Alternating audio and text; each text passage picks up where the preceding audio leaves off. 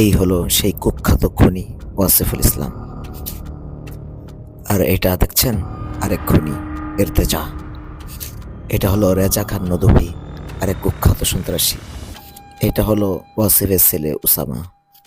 স্বঘোষিত খুনি মুয়াজ বিন নূর, স্বঘোষিত আরেক খুনি আব্দুল্লাহ মানসুর। তাদের বিরুদ্ধে অভিযোগ তারা খুন করেছে ঘুমন্ত নিরীহ মুসলমানদেরকে। ইস্তেমার ময়দানে কাজরত যারা ছিল, কাজ শেষে রাত্রে ঘুমিয়েছিল, ঘুমন্ত মুসলমানদেরকে হত্যা করেছে।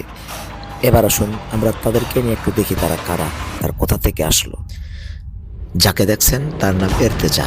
সে হাসিনার বিশেষ সহকারী এবং বিভিন্ন সফরে সফরসঙ্গী হন ইরতেজা। মালয়েশিয়া সহ বেশ কিছু সফরে তার সাথে দেখা গেছে ইরতেজাকে। এই যে এখানে একটা প্রতিবেদন আছে, প্রধানমন্ত্রীর সঙ্গে জাপান সৌদি সফরে যাচ্ছেন কাজী ইরতেজা। এই ইরতেজা হলো এই যে তাবলিগের বর্তমানে এত আদিদের সাথে আছে সে। এই যে এইটা হয়েছে তাদের আরেক ঘাতক আবু রেজা নদভী। সে শিক্ষার্থী হত্যা মামলার আসামি। সে ঘুরে বেড়াচ্ছে। হাসিনা যাওয়ার পর তার পলানোর কথা ছিল, কিন্তু সে তাবলিগের ছত্রছায়ায় ঘুরে বেড়াচ্ছে। সাতবন্দীদের উপর আওয়ামী লীগ ভর করেছে, এটাই তার প্রমাণ। এখন প্রশ্ন হলো তারা কার মাধ্যমে, কার প্রশ্রয়ে এভাবে ঘুরে বেড়াচ্ছে, এভাবে তারা আক্রমণ করছে, কিভাবে তারা করছে। স্মার্ট হুজুর নামে পরিচিত উসামা, যাকে সে নিজেকে মুফতি বলে দাবি করে, সেও এই হত্যার সাথে জড়িত।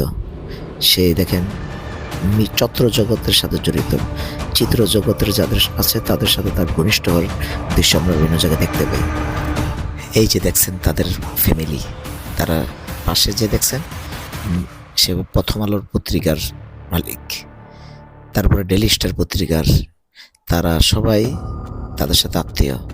এই আত্মীয়তার সম্বন্ধে তারা আওয়ামী লীগের সাথে জড়িত এবং তারা এই আওয়ামী লীগের সাথে মিলে এই সাধারণ মুসলমানদের উপর এভাবে আক্রমণ রটনা করে। কাকরাইল বৈঠকের সিদ্ধান্ত, সৈয়দ ওয়াসিফ, উসামা ও আবদুল্লাহ গঙ্গের ফাঁসি দাবি। অতি দ্রুত হত্যা মামলা দায়ের। আজকে বিকেলের মধ্যে ময়দান খালি করে দিতে হবে, অন্যথায় আগামীকাল সকালে টঙ্গী অভিমুখে লং মার্চ। সাতপন্থীদেরকে আজীবন নিষিদ্ধ সহ টঙ্গী এবং কাকরাইলে তাদের নিষিদ্ধ করতে হবে।